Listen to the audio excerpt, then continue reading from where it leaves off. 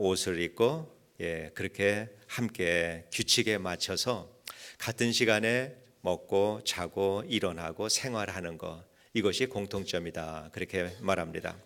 그런데 차이점이 있는데 이 차이점은 감옥에 있는 사람들은 늘 불평하고 불만을 합니다. 그러나 수도원에 있는 사람들은 감사하며 사는 것, 이것이 차이점이다 그럽니다. 그러니까 수도원에 있는 사람들은 얼굴이 환하고 은혜가 있고, 또 감옥에 있는 사람들은 얼굴에 불만이 잔뜩 끼어 있고 얼굴이 다르다, 이렇게 말합니다.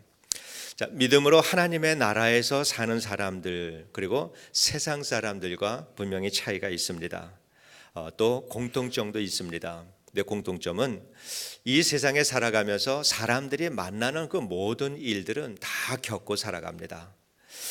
예수를 잘 믿는다라고 해서 사업에서 반드시 성공하는가? 그렇지 않습니다. 또 믿음이 있는 사람이다라고 해서 사고가 비껴가는가? 그렇지도 않습니다. 세상에서 사는 일들에 대해서는, 경험하는 모든 일들에 대해서는 믿음이 있는 사람이나 없는 사람이나 다 똑같이 그들에게 닥치게 됩니다. 그런데 차이점이 있는 것은 얼굴이 다르다라고 하는 것이 차이점입니다. 믿음을 가진 사람의 얼굴, 그리고 믿음이 없는 사람의 얼굴은 당연히 차이가 나야 합니다. 얼굴이라고 하는 이 말이 얼꼴에서 왔다, 이렇게 주장하는 사람들이 있습니다. 얼꼴이라고 얘기할 때는 영혼의 모양이다, 이렇게 말할 수 있는 거죠. 예수를 믿는 사람들은 그 얼꼴이 다른 사람들입니다. 영혼의 모양이 다른 사람들입니다. 우리에게는 주님이 계시기 때문입니다. 그렇기 때문에 우리가 예수를 믿는 사람은 분명히 안 믿는 사람들하고는 다른 얼굴을 가지고 살아야 됩니다. 그런데 불행하게도 오늘날에는 이러한 차이가 크게 나지 않는다라고 하는 것이 참 불행한 일입니다. 저희 집 근처에 얼마 전에 그 스포츠 시티라고 하는 이 운동하는 이 피트니스 센터가 한 곳 생겼습니다. 그래서 저녁 때 그곳을 한번 가봤는데 정말 많은 사람들이 땀을 흘리면서 이렇게 운동을 하고 있었습니다. 그런데 그곳에서 운동을 하고 나오는 이 사람들의 얼굴을 보면은 예배를 드리고 돌아가는 성도들의 얼굴보다 좀 밝다라고 하는 것을 제가 느꼈습니다. 그래서 예배를 통해서 주님이 주시는 은혜보다 운동을 통해서 피트니스 센터가 주는 만족감이 이게 더 큰 게 아닌가, 이런 생각이 들었습니다. 교회를 방문하는 여러 방문자들, 그분들을 보면은요, 그 교회 성도님들의 얼굴을 봅니다. 이 성도님들의 얼굴이 얼마나 밝은가, 행복한가, 이거를 가지고 이 교회에 출석하는 것을 결정을 할까 말까, 이런 결정을 하기도 합니다. 그러니까 우리는 얼굴 관리 잘 해야 합니다. 여러분의 얼굴이 교회의 성장을 좌우합니다. 그래서 항상 얼굴에 신경을 쓰시고 항상 은혜를 얼굴에 입고 살 수 있는 우리 성도님들 되시기를 진심으로 원합니다. 그래서 은혜가 충만한 얼굴, 소망의 믿음을 가지고 살아가는 활기찬 이러한 그 얼굴, 세상에서 가장 소중한 분이 나와 함께 계신다라고 하는, 그분과 함께 산다라고 하는, 그래서 행복한 그런 그 얼굴들, 또 나의 능력이 되시고 권세가 되시는 이 주님이 나와 함께 계신다라고 하는 이 믿음에서 오는 자신감을 가진 이러한 얼굴, 이러한 얼굴을 다른 사람들에게 보여주는 이것이야말로 복음의 증인된 삶을 살아가는 것이 아닌가, 이렇게 생각을 합니다. 본문에 보면은요, 주님과 또 7 제자들이 거기에 만나는 장면이 나옵니다. 이 분위기로 봐서 지금 제자들의 얼굴이 어떤 얼굴을 하고 있을까 우리는 쉽게 짐작을 해볼 수 있죠. 그들은 주님을 예루살렘에서 이미 만난 적이 있습니다. 그런데 이 주님을 만난 거가 세상의 선생님으로 주님을 만난 거죠. 아직 하나님의 아들로서 우리에게 구원을 주시는 구원자가 되시는 그 주님으로서 예수님을 만난 것은 아닙니다. 그렇기 때문에 이 제자들은 예루살렘을 떠나서 이제 고향으로 돌아왔습니다. 그래서 고향에서 예전에 하던 그 일, 그물을 가지고 물고기를 잡는 그 일을 지금 하고 있다가 주님을 만나는 대목입니다. 제자들은 3년 동안 주님을 열심히 따라다녔습니다. 그래서 주님이 하시는 이 모든 일들을 보면서 이분이야말로 정말 내가 이 모든 생명을 바쳐서 따를 만한 그러한 가치가 있는 분이다. 그렇게 해서 주님을 따랐지만은 갑자기 어느 날 하루아침에 주님이 십자가에 못 박혀서 죽음을 당하고 말았습니다. 주님을 중심으로 새로운 나라를 건설하겠다라고 하는 이 제자들의 기대가 완전히 다 깨져버리고 말았습니다. 얼마나 그 마음의 실망과 좌절감이 컸을까 짐작해 볼 수 있죠. 또 제자들은 그 스승을 배반했다라고 하는 이 수치스러운 마음, 또 죄책감도 당연히 그 마음에 가지고 있었을 것입니다.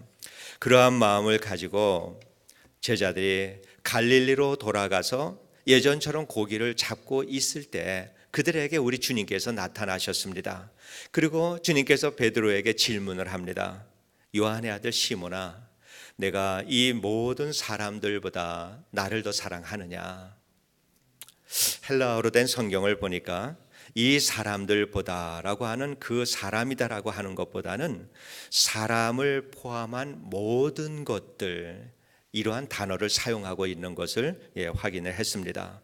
그러니까 주님께서 베드로에게 이 질문을 하셨을 때, 베드로야, 내가 이 주위에 있는 이 모든 사람들, 그리고 네가 먹고 살기 위해서 다시 그물을 가지고 배를 타고 나갔는데 이 배와 그물과 이 모든 것들 네 마음에 품은 마음까지도, 내 마음에 가지고 있는 그 삶의 모든 것들, 이 모든 것들보다 네가 나를 더 사랑하느냐? 이러한 좀 포괄적인 질문이지 않을까, 이렇게 생각이 듭니다. 주님께서 이 질문을 3번을 반복해서 똑같이 이 베드로에게 질문을 하니까 베드로가 주님, 그렇습니다. 내가 주님을 사랑하는 거 주님 알고 계시지 않습니까? 걱정스럽게 대답을 합니다. 모든 것들보다 주님을 사랑한다라고 하는 이 베드로의 대답은 그의 진심입니다. 베드로는 정말 주님을 사랑하는 사람이었습니다. 베드로가 내가 주님을 사랑하는 줄 주께서 아시나이다. 내가 비록 주님의 십자가 사건으로 인해서 내가 실망하고 좌절하고 후회하고 수치스럽고 그러한 마음을 지금 내가 가지고 있는 것은 분명하지만은, 그러나 주님, 나는 주님을 사랑합니다. 이 마음은 변함이 없습니다. 이거를 주님이 아시지 않습니까? 이러한 베드로의 간절한 마음을 보게 됩니다. 제자들은 예전의 삶으로 돌아갔지만은 삶은 예전의 삶으로 돌아갈 수 있습니다. 그러나 예전의 마음으로는 돌아가지 못합니다.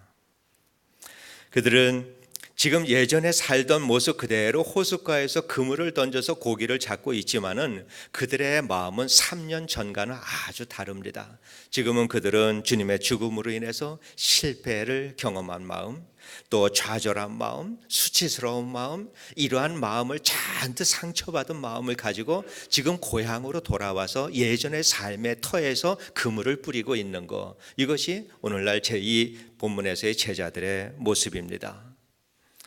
잘못한 사람이 자기의 일을 반성하는 거 대단히 중요한 일입니다.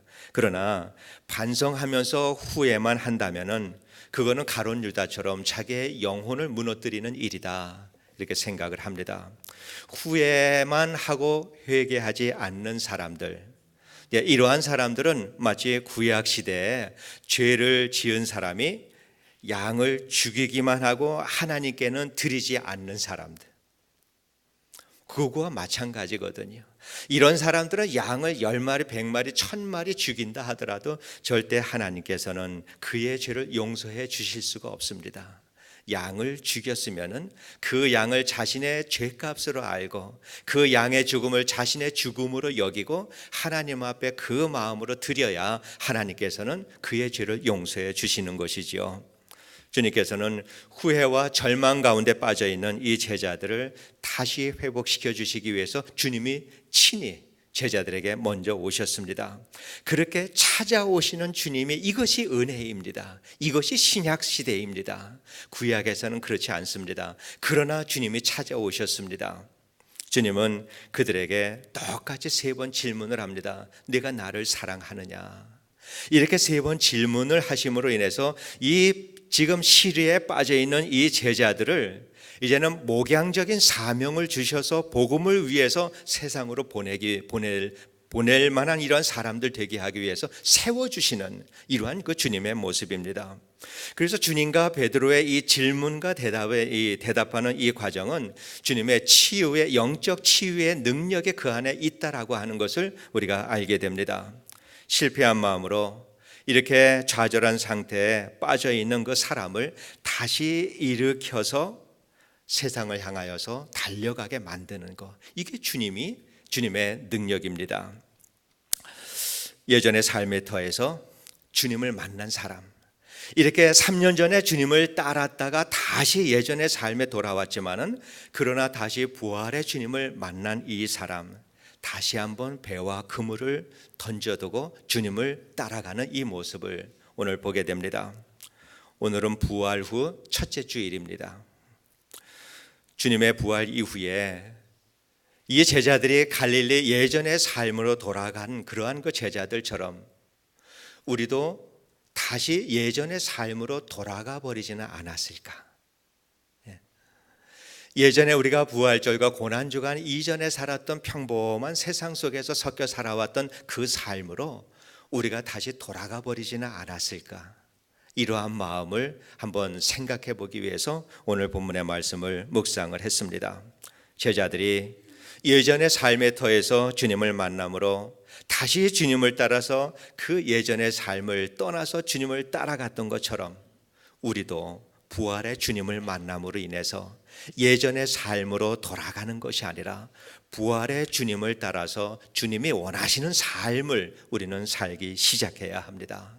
부활의 주님께서 우리가 멈춰 서 있는 그 자리에서, 주저앉아 있는 그 자리에서 우리 주님께서 주님의 그 음성에 우리가 귀를 기울일 때 우리는 일어나서 주님을 따를 수 있는 힘을 우리는 얻을 수 있게 되는 것입니다.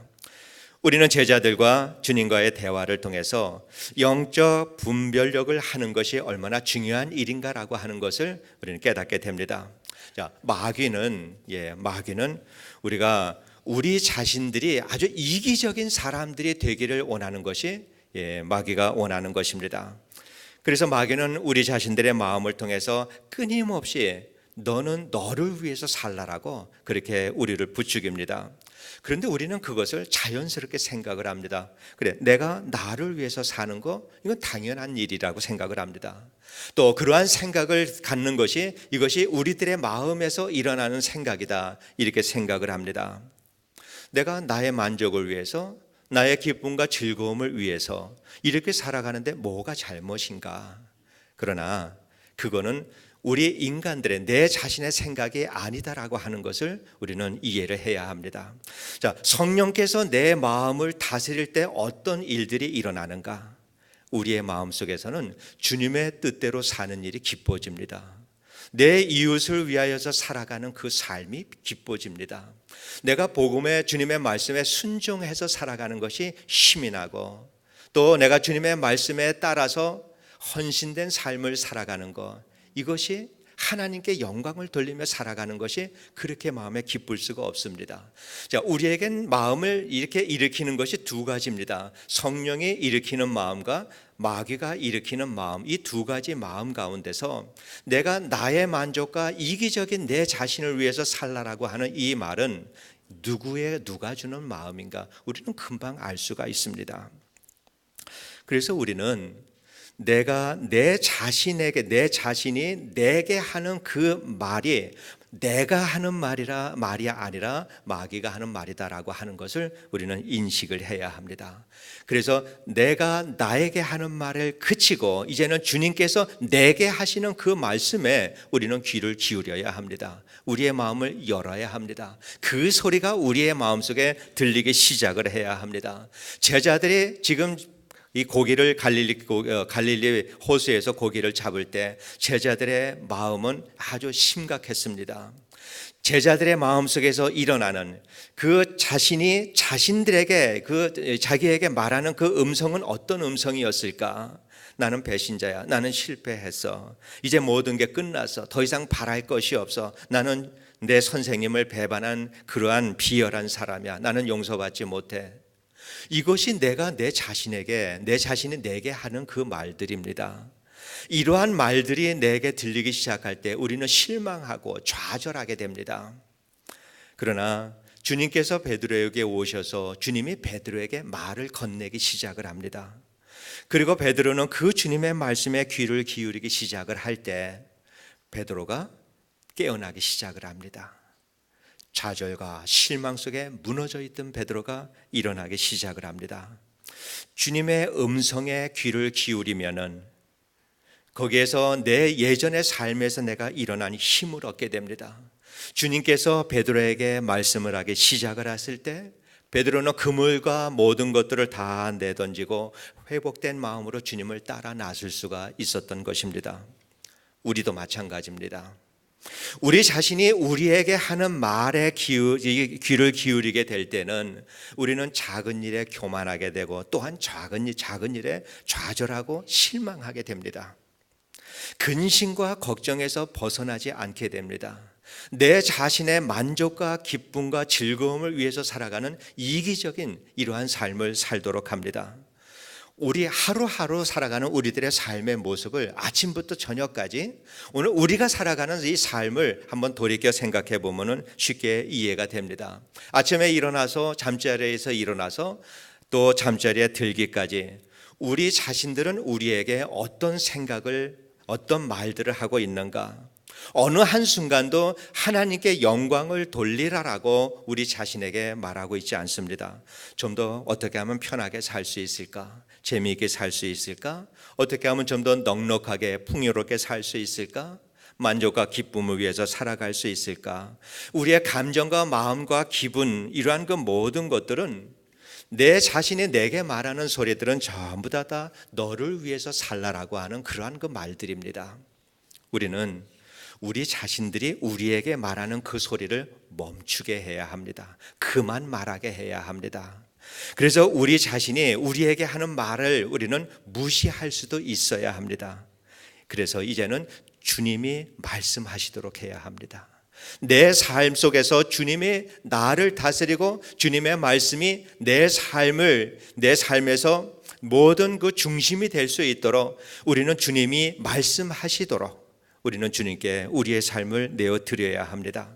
내 자신이 내게 하는 말은 나를 무너뜨리지만은 주님께서 내게 하시는 그 말씀은 나를 세워서 주님을 따르게 만듭니다.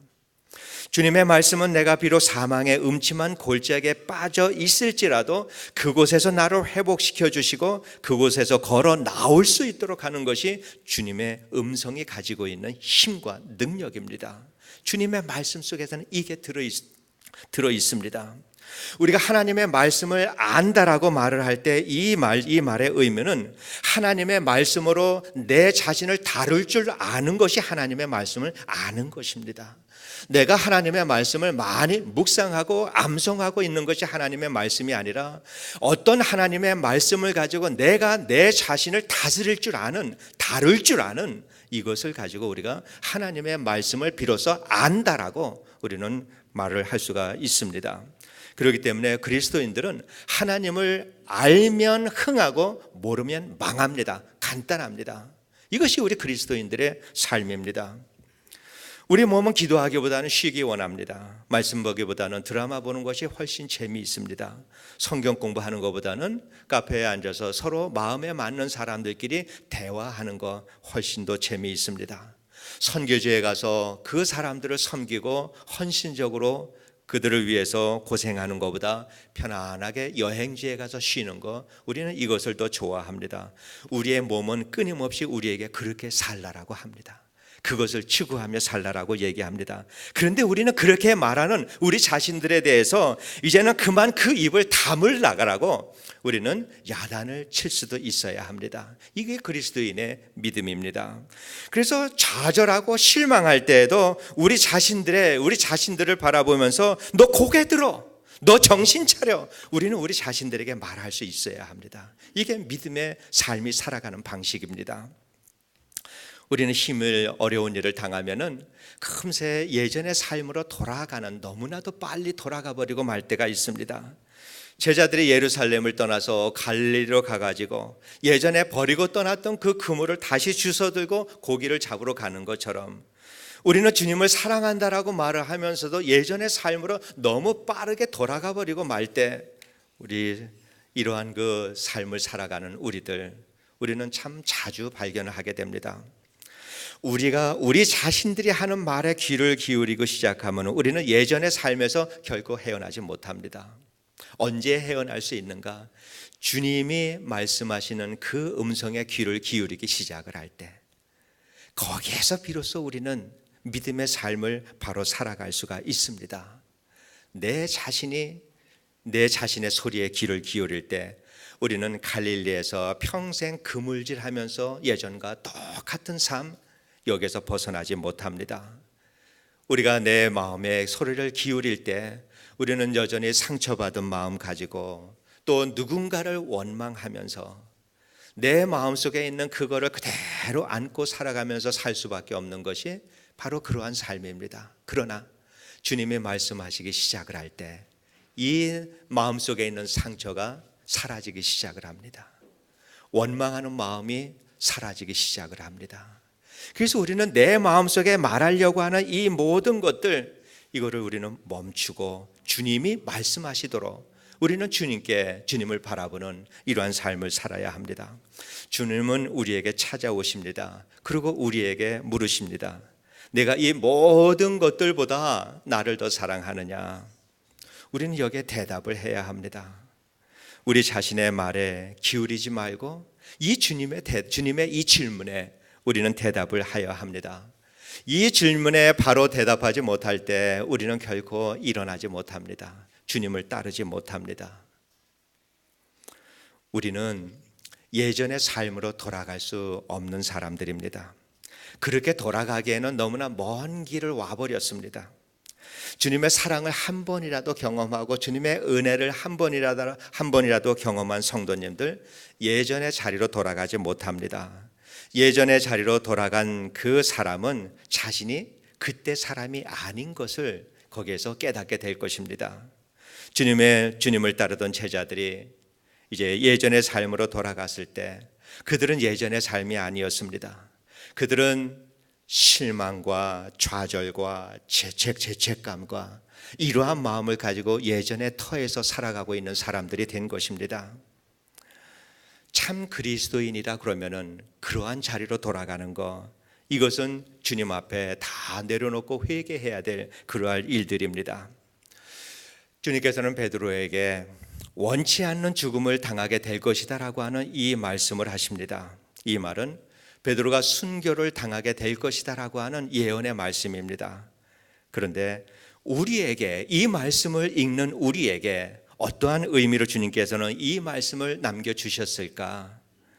우리는 우리 그리스도인들의 삶은 우리가 원치 않는 이러한 삶을 우리는 살게 됩니다. 내 자신이 원치 않는 삶입니다. 내 자신이 원치 않는 삶, 그 삶, 십자가를 지고 예수를 따르는 삶, 내 자신은 결코 원하지 않는 삶입니다. 믿음으로 살아가는 삶, 이 삶은 내 자신은 결코 원하지 않습니다. 그러나 그리스도인은 그 길을 가야 합니다. 그 길이 영광의 길이고 승리의 길이고 참 그리스도인의 길이 그 길이기 때문에 그렇습니다. 내가 이 모든 것들보다 내가 나를 더 사랑하느냐라고 하는 요한복음 21장, 오늘 이 본문의 말씀을 주님께서 이 성경 가운데 남겨주신 이것이 주님께서 우리 자신들에게 묻는 질문이기 때문에 그렇습니다. 우리 한 사람 한 사람, 우리 성도님들에게 주님께서 질문을 하십니다. 내가 이 모든 것들보다 나를 더 사랑하느냐?